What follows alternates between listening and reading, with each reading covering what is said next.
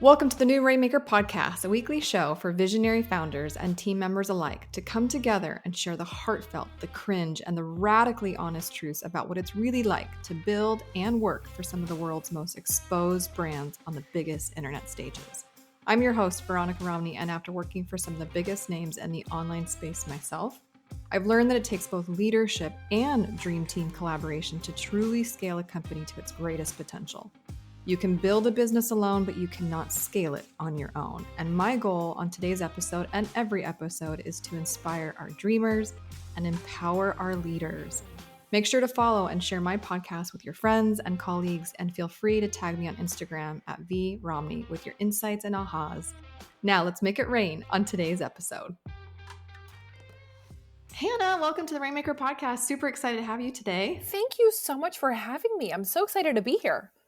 I know. Okay. So you guys, you have to hear me out. I am obsessed with Hannah in all the ways. She has one of the most visually salivating type of brand that you could follow on social media. And she is a multi-passionate entrepreneur. And we were connected through a mutual friend. So shout out to Caitlin Carlson, who has also been on the podcast, by the way. So will you do me a favor? Because I can gush on you all day long. Will you introduce yourself to the Rainmaker community? And then I want to dive right into your visionary brain. Yeah. So my name is Hannah. I'm the founder of 3 core brands. I'm from New York. We have HN Consulting, which is a full service consulting firm that specializes in marketing, branding, and PR. We have HN House, which is a home for multi-passionate women where we have masterminds, events, group programs, all the things. And then we have this Hudson Studio, which is a creative event space. So think Airbnb, but for creative space. Yeah. You guys have to check her out on Instagram because it really is so beautiful, the aesthetics of your brand. I like every time I look at it, I'm like, it's very aspirational to me, and I just love to follow you. Thank you. Okay, you brought up multi-passionate, and I know that one of your brands literally serves you, the avatar. I just want to know from the beginning of time, have you always, like as a little girl, little Hannah, like were you always this one, ambitious, but 2, multi-passionate, where you had just like, I don't know, an excitement for multiple things at once? Yeah, so the ambition actually came, it's interesting. So most people don't know I was adopted by my stepdad when I was 18. So I had a very, traumatic childhood, and I always used my career as the way to surpass and just get through what I was going through. So I was always really ambitious, but it was also partly like a trauma response as well. So that really came in, in terms of the, multi-passionate focus. I'm also, if anyone here is into human design, I'm a manifesting generator. So for me, I follow where my energy goes. And for me personally, it's really hard for me to dial down into one specific thing. So the multi-passionate, era honestly has been since I've been younger of always doing multiple things. And now in business, we have 3 brands and growing. So for me, it's fun. It keeps things different and challenging every single day. Yeah. Well, I was telling you before we even push record that I work with a lot of CEOs in the nature of what I do, helping them architect their teams. And one of the frustrations when I get on those power hour calls or those audit calls, is like they're frustrated. It's like it's a state of ambitious frustration at all times because they're extremely ambitious, and they then at the same time in equal force, they are extremely frustrated that they are nowhere close to the vision that they have for themselves. And part of that vision is an expansion of passion. So these CEOs don't just have a passion for the agency they're running or for the course that they're selling or for whatever. They have a passion for XYZ, or they go to a mastermind, they hear about crypto or they hear about real estate investing, and they're like, I want to do that. And I don't have the capacity or time or bandwidth, mental bandwidth to do it because I'm consumed by the one business that I have that's taking all of my collateral. So you have actually started and are very successful in pursuing 3 separate brands. I mean, mind you, it's not like they're completely unrelated to each other, which I think maybe is the genius of how you've done it. But most of the people are frustrated because they haven't had a chance to do what you've done. So where did the guts come from to do all 3? I need to know, like, take me to the beginning of these brands. So the beginning, actually, it started very humbly with myself, and at the time, and I think this is probably the biggest, differentiator, was that I started and I was doing the done for you work by myself. I had no team at the time, mind you. But I was also, coaching, mentoring, advising other, startup entrepreneurs as well. So I was kind of always doing both at any given time until I got to the point where then the done for you work started to surpass and I needed support. So that's when we started to bring on and hire. But during that time, I was doing all the one-to-one coaching that then it started to grow. And that's where like the brand authority accelerator came through. So I always had both. And then, fast forward 2 more years after that, that's when I really started to kind of separate them out because I started to see Mm, the vision. And even though the vision is, obviously very far in terms of where we want to go, I could see how all of the brands were like intertwined together into that vision. And that's honestly like the glue that holds them all together.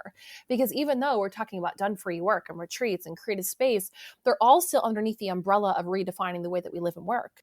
mm, So that was a really powerful thing. And it wasn't actually until September of 2021 when the studio came about. And mind you, I always knew the studio, I was going to have a brick and mortar at some point. I just didn't know what it was.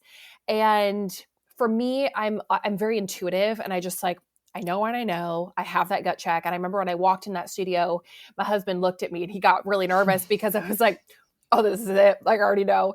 And it was one of those things, I move really fast. So it's yeah. like if I see the idea, I'm not waiting and contemplating like, oh, what if this happens? What if that happens? No. That same weekend, I had an LLC, I had a website and a nurture sequence all done in the same weekend. I had the mood board done within 48 hours from seeing that space. So for me, it's like I move with my gut and I move really, really fast, even if it's not perfect. And that Mm. honestly, I think what allowed us to grow so quickly because I wasn't focused on how perfect each brand, was before I launched the next one. It was like, no, this is what we're doing. We're going to move really, really fast. Let's talk about that Yeah. because you are, I don't want to say odd, you're not odd, you're rare.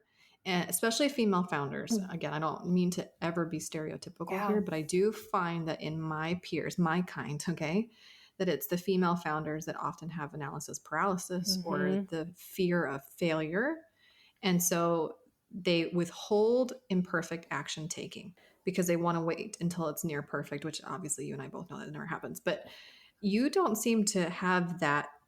I'm Hmm. sure you have weaknesses, but that doesn't seem to be your particular weakness. If you're, were you not scared to like own a brick and mortar in 2021? I know. I think about it now and I'm like, wow, you have a lot of guts. And everyone telling me, like, you have a lot of guts, like opening this Yeah. up so fast. And it's funny when you say, like, the fear thing. I'm Yeah. definitely the type of person where I will jump and then build the net, like, while I'm jumping. That, which, for some people, and we're going back to like teams here, for some people on a team, Yeah. like, that can be really scary, like having Yeah. someone who moves that fast. But no, I think for me, it's like, I always have had this, like, I can see the vision, like the long, long, like I'm talking like 10, 20-year vision, like where all these pieces are coming together. And even though things might not, seem all together or we're not there yet, I was able to always keep my eyes on that vision. And that's honestly what helped me like move really quickly. Because I Mm. know mistake, Yeah. but I think that's part of the game as well. And just like also removing the emotion, I'm also half woo woo, half strategy. So for me, I look at the numbers, I run the models. I'm like, okay, this works out cool, great. I'm very calculated in the decisions that we make. So that's another thing as Mm. well. I always cross check that first, very intentional. But I move also very fast if that means that we're going to get closer to the long term vision. And I'm also a very visual person. So it's very easy for me to close my eyes and quite literally see what it looks like 10 years from now. It's wild. That is wild. I want to talk to you about that. It's like mentally in your brain, you're able to go up to the balcony, Yes. which I feel like a lot, especially startup CEOs, especially the grit CEOs, the ones that started from nothing. I Mm. certainly am that category. We rented an office and registered our LLC for our agency within the same week, and I had a newborn. Like, what the hell was I thinking? But I take action very quickly as well. So I resonate with that. However, I don't think I've done the best job, personally speaking, Mm. of being able to access the mental balcony because sometimes I'm so in the trenches of the business. Yeah. What advice would you give for CEOs that are so in the weeds, so in the trenches because they are startup CEOs, they're not funded CEOs, they can't Yeah. work from top down, they have to work from bottom up, right? How are you able to consistently access that balcony perspective of what you're doing? Mm. I love this question because, and listen, I fall short of that as well. Like there are Sure. seasons, even now, where I will like check myself and be like, whoa, whoa, whoa. We're losing sight of where we are. Let's pause for a second. And my biggest recommendation is to schedule in unplugged time. Mm, And for myself, sometimes this looks like going out to dinner by myself. This looks like going on a weekend getaway at an Airbnb by myself. But like intentionally scheduling in that time where you literally disconnect from everything. I have found if you just keep pushing the hamster wheel around, you're never going to get off and you're never going to be able to see from a bird's eye view. hmm So really scheduling in that intentional time, that's big. I am a writer, journaler. So for me, processing my thoughts by writing them works very well. Now, for some people, they don't like to do that, and that's totally fine. If you're an audio person, if you like to talk it out, like you got to find your modality. That's number one. Two is just having a core network of people, like meeting Yeah. people like you, being in different masterminds and communities. That has helped me to have a third party perspective to like give me a gut check and be like, hey, actually, no, I need to pull back right now. So having that community I have found has been so valuable because I'm even going to retreats and events. I'm able to kind of pull back and see, wait, do I like what I'm doing? Or am Yeah. I doing it just because I'm really good at it? You Yeah. know? And I've had those thoughts. Yeah. Well, and you recognize that there's many ways to make money. Yeah. And so there comes a point in a CEO's journey where you have to be selective of the ways in which we produce revenue for ourselves because there's lots of Oh. rivers of cash. You just have to pick which one you want to put your canoe in. I feel like the book Simon Sinek, The Infinite Game, was written for you. I have not read that one yet. I'm going to read it after. Oh, it is you. It's the difference between your mental perception of like playing a finite game versus the infinite game, and Mm. those brands, which I think you have a brand that many like aspire to have and possess, but a brand that doesn't compete in the finite game is the ones that like make the difference Ooh, I love because that. it's that really, really long term vision, and there's no finish line. It's not like that, right? It's not like you're just trying to beat each other. I love that you said that because I hear that all the time, right? Like I Mm-hmm. hear, and you probably hear this too, where people are so caught up with, oh, this person's doing this and this Oh, person's for doing sure. that. And it's like, if you can see, again, like closing your eyes and like literally visualizing like the long term, it's so much easier to stay in your lane because you know that this process is not going to be a 6, 12, 24-month process. Like you're in this for the long term. And listen, there's some people, and I have some friends where they're building their businesses up from a cash flow perspective, and then they're going to sell their business and move on to Mm-hmm. other investing opportunities. Cool. I'm here to build a brand that's going to live a lot longer than me. So that's my intention. So I think it just goes back to like, what is your intention here? And there's no right or wrong. Ooh, mic Mm. drop. I was like, whoa. I know people can't see us because they're listening to us in the car or something, but I'm like, whoa, mic drop. The unplugged time goal, that's all a really great piece of feedback. There was a document, it's on Netflix, I swear, but it's Bill Gates, where for I think a week or two, what he goes to this private island off Washington, the state of Washington, Mm-hmm. and there's no distractions. He goes with like I don't even know, 24 or like 2 dozen books. And then he has like a mini fridge of like pure Diet Coke. And he goes to like restart his RAM. Mm-hmm. And it's basically to have his brain he just learns. He just learns without distractions because that's where a lot of his ideation and then inspiration will Ooh, come from. love that. And so he does this every single year. And he flies in on like one of those water planes and he lands it and it's an island and he's like completely secluded by himself. I'm like, oh my gosh, I don't even what would that be like, you know? But that's reminded me of what you shared about like the intentionality behind being unplugged. It's so crazy how much the things that we use to grow our brands, like our phones, social media, all of these things that we're using very strategically to grow the brands and the businesses that we have are the ones that actually can rob us of our creativity the most sometimes. Yeah. And I think as visionaries, right? Like it is your responsibility to also Yeah. stay in that creative mode and fuel that as well. So for me, I look at it, this is actually part of my job description to make Mm. sure that I'm able to actually lead my team because, you know, like if I'm stuck in the weeds and I have no clarity on where we're going, how can I expect my team to know where we're going at the end of the day? How can I expect them to get to that same goal? That's why like for Mm-hmm. us, like we have literally on our Slack channel, we have our long-term vision document in there. And when things get tough, we go back and like on Mondays, like review that and say like, how are we feeling this week? How are we moving the needle to get to that? Mm. you know? So you use your vision as a temp check, like Mhm. comparing our temperature, our current circumstance and temperature with the long-term vision Yeah, with and, your like, what team. can we remove from our plate? What can we add to our plate, that helps us get us closer to that, Mm, for example, we just did this, like, 2 weeks ago, like, the holidays, we're recording this around Thanksgiving can be a really hard time for a lot of businesses because mhm. there's just so much work that has to get done, and that was a gut check for all of us to go back and say, like, "Hey, this is where we're going. Even though things are hard right now, we're doing a lot of work. Like, this is the end goal." And that just like puts people at ease knowing, okay, like all of our hard work is actually going to be paying off as we do this. We'll be back with this interview right after the commercial break. Did you know that I have a free Rainmaker hiring kit? Skip the formal recruiting process and learn how to source Rainmaker applicants that are already connected to you. I'll show you how to turn a walking testimonial into a rockstar team member for free. Head to veronicarami.com or click the link in my show notes to get your hands on the free Rainmaker hiring kit. Now let's get back to the show. Okay, can we talk about your team? Because I'm dying. Yes. I want to talk about your team. Let's go back to what you said about, because I am like you. I pride myself in my speed of execution. Mm-hmm. It's like, unfortunately, I think I've tied way too much of my identity into how much I can get done in such a short period of time. Like, yeah, speed. I'm like the Fire Elmo gif. I Like, I love don't. it. It's like a whole thing. Now, that's great when you work with yourself and you're only beating your own PR. But when you start expanding your team, and I certainly have worked with CEOs where it felt like I was hanging on the back of like a speedboat, and it was crazy. How do you stay in integrity with your core self and the things that you pride about yourself, but also hold space for team members who do not go at the speed of lightning? Yeah, I think that's a big one. Well, number one, and this is one like small tactical thing. We have like a team support channel in our Slack channel, and I, as a leader, will also put in like when I am vulnerable, right, or when I'm Mm, going. Like, listen, there are times and seasons where like I feel the overwhelm, yeah. big time.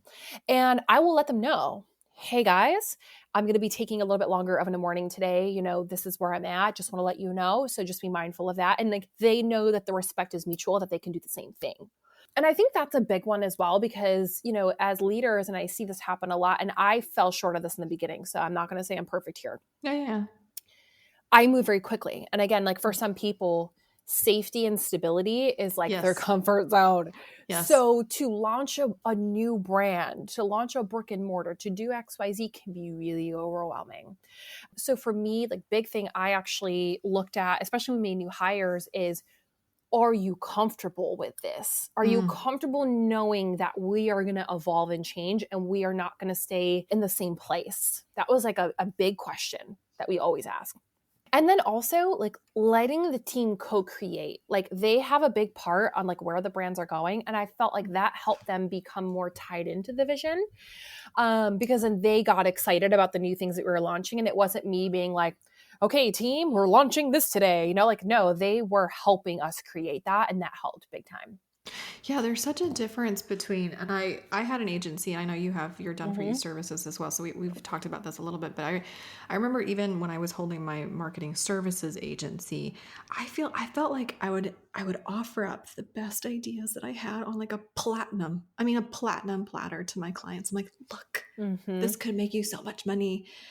And those never took life the way that my clients' own self-generated, self-birthed ideas. And I just have this belief that unless there is a co-creation or a generating form to an idea, it doesn't ever take the same kind of flight that it would if you borrowed something or were given something, Mm-hmm. because there's an appreciation for what you have. So the fact that you just said, hey, I have my team, I invite my team to co-create, to have an involvement and say in the direction and the speed in which we execute these ideas that they are a part of, I think Yeah. makes all the difference to me. Oh, hands down, because it's not just me barking orders here, right? It's like the team telling me, no, Hannah, actually, I think we should do this versus this first, because this is going to get us a Yeah. little bit closer. Yeah. Well, and I think also what you said about being upfront, I know, again, to your point, at the time of this podcast, it is very much a job seekers market. I heard some statistic where there are 2 job opportunities for every seeker. So really, and we're seeing all these massive tech companies also do a crap load of layoffs. Mm-hmm. So like people are being picky. People are not just putting up with tolerating stuff. And so I have seen a lot of CEOs withhold the truth of the speed of their organization on the upfront in the hiring process and the job description Yeah. because they don't want to risk not having somebody say yes to them. But then when that person comes in the door, realizes the truth of what the company is like, it's such a disconnect from what the idea or the perception they had in the interview process, and then they're Yeah. not happy. Yeah. So it's risky to be very forthright and honest, be like, yes, I am a startup CEO who has a very big, ambitious vision, and we move quickly. And if that's exciting to you and you want to be a part of that and you want to be invited to the table to dictate Mm-hmm. where we go, that's the opportunity before you. Yeah. Some people aren't doing that out of fear that somebody won't say yes to them. So how do you again, you're not a fearful person, but has that ever crossed your mind, or you withheld, or you learned that lesson the hard way potentially?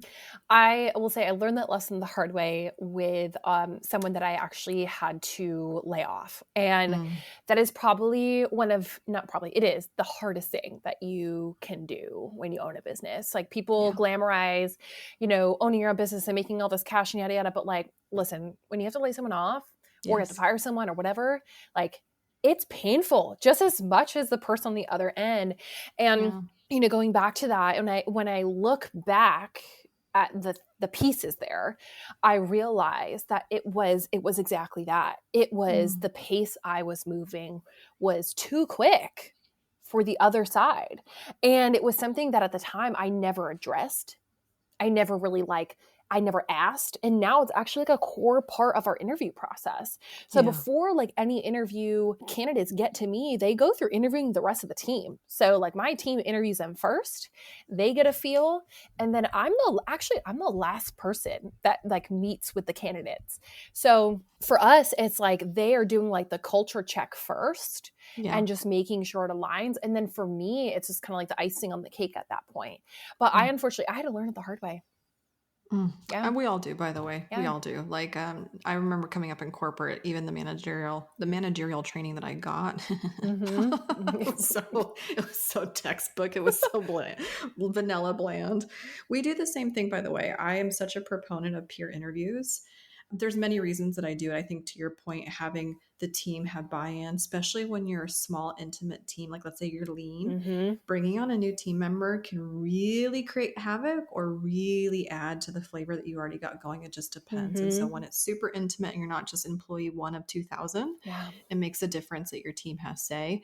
The other thing that I've learned in just working with like internal family systems and the therapy realm is that like it's the same reason why you try not to adopt a child, speaking of adoption, that is Mm-hmm. older than your current biological children because it can disrupt the family Mm-hmm. system. Yeah. So I really try, especially as CEOs come up and they start hiring, because now there's more money to play with. So they get to start to hire either more experienced people than the Mm-hmm. people that were there from the beginning, that were still bootstrappy and early in their career. You start to disrupt the team family dynamic if you are not careful. And I Yeah. think having peers, regardless of their professional tenure or professional acumen, interview people and say yes to bringing them into the family makes a huge difference to me. I love that. Hands down. Hands down. Mm. So we have a couple of different types of people that listen to the podcast. We have the CEOs just like you and me, and they're going to really resonate with what we're saying because we're dreamers and we have visions and we're multi-passionate. And then we have the team members who aspire to work at a place that they feel connected to and are aligned with its mission and vision. But they're early in their career, and working for a startup CEO has its things. We, Mm-hmm. we come with the pros, we come with the cons. Like, if you're Mm-hmm. going to get in a relationship with us, you Yes. got to know. What would your advice be to somebody listening that would want to work for somebody like yourself? This is such a great question. I think the big thing is just like, if you're wanting to work at a company that is in a startup phase, that's growing quickly, but also has a strong vision, coming to the table with also just your ideas. Like, I Mm, love that. I love when my team comes to me and says like, hey, Hannah, like, have you thought about this, or maybe even like challenging some ideas in a way and thinking yes. like, what if we tried it this way and tested it? I appreciate that more so than someone that's just going to agree with Mm, me all day long. Like that's boring. I am fully aware that I don't know everything and my way yeah. is not perfect. So I think coming to the table with that, coming to the table with energy, with fire, with excitement is so incredible, right? Because we're lean. But when I think about like, wow, what are we going to look back on 10 years from now? Like we're going Mhm. on technically full time year 3 in 2023, Yeah. which is still so new. I know your baby. It's a baby business, but I think about like year 10 when we look Yeah. back, I'm so energized by that. And I try to loop in my team with that as well. So if you can come in with that type of energy, I mean, you're going to do so well. I couldn't agree more. And let me add to that too, because there's such a difference between, because I like to be challenged. Actually, I love it. In fact, to me, the best leadership teams actually very respectfully challenge each other because it's where the two minds to come together, where the third is Mm-hmm. formed and a better idea is formed out of two as opposed to Love just that. singular. But I will say there is a massive difference. So if you're listening and you want to work for somebody like a Hannah, like a Veronica, like a whoever that has big, big dreams and you get to be a part of it, which is such an invitation. I will say there is a huge difference between humility and coming at it aggressively. And that's funny that I even say that because I've been accused my whole life of being, assertive, aka aggressive. If you're a Mm-hmm. female, we hear this all the time. But there's a huge difference between have you ever thought of blah, blah, blah when you're suggesting an idea versus why haven't you done blah, blah, blah? Yeah. Delivery. Mm-hmm. Ooh, because I love to be given an alternative perspective. I love to be given ideas that I didn't have to begin with. I love all of that. However, please don't negate or forget how hard it has been to grow something from nothing, doing the best that I can with the resources I have at the time. And so please don't assume that everything that is so clear to you would have been clear to me at the time. You know what I mean? Like there's just Yeah. an appreciation for what came before you that I think sometimes is lacking in some of our candidates that I think would go a really long way Ooh, if you could express that. that is fantastic. And it's going back to the delivery piece, Yes. like how Mm-hmm. you deliver that. I think that's really powerful. Yeah. Because at the end of the day, like I said, Instagram has this beautiful way of making it seem like we run all these empires and it's so effortless and it looks so, we're all these beautiful pantsuits all the time. Like you can't see behind me, but I have an unmade bed behind me. But things like that. And like there is so much like blood, sweat, and tears that goes into Yes. building this. And it's not for everyone. And that is okay. So, Yeah. yeah. Yeah, it is. And I think, yeah, it's a partnership. It's a lean team. Everybody has a vibe. Everybody's feeding off of each other. I really appreciate that you understand the value of vulnerability with your team, that Mhm. you then extend it to them when they're not having the best day. I love all of that. I think that's just so critical. And I think it makes a huge difference in solving or healing former workplace trauma that I think Yes. you should just assume everybody has at this point because it's true. Relationships are messy, especially work ones. Mhm. But I've been very impressed with all the things that you've shared today, and there's been several golden nuggets that I'm gonna like go back and like, okay, this and this, because there was really great tactical advice. But I loved hearing you just share how like you didn't let the unknown stop you from doing what you did know. Mhm. And I just love that you took action on what you know, which is like your gut, your instincts, because I mean, you'll never regret following your instincts ever, even if it doesn't pan out. Exactly. And I think this goes back to, something that's timely right now is like the talk about recession, and the Yeah, economy that we're in. And you're seeing it left and right with yeah, people like wanting to pull back. And, my biggest piece of advice for people is that like, even though there is an unknown of like what's going to happen, many people, including myself, have never ran businesses during a recession before. So for us, it's going to be brand new, but don't let that fear stop you from moving forward because yeah. even for me, like the brands that pull back their marketing spend, pull back, their efforts during these times are going to feel it when the economy gets back to where it is. 100% business will never stop. My parents ran a 33-year HVAC company off the yellow pages, people. Like the business survives, I don't know, it's such I a love great that. perspective to have. Yeah. It's just a season, you guys. It's just a season. But I agree with you. I think it's how we play in this season.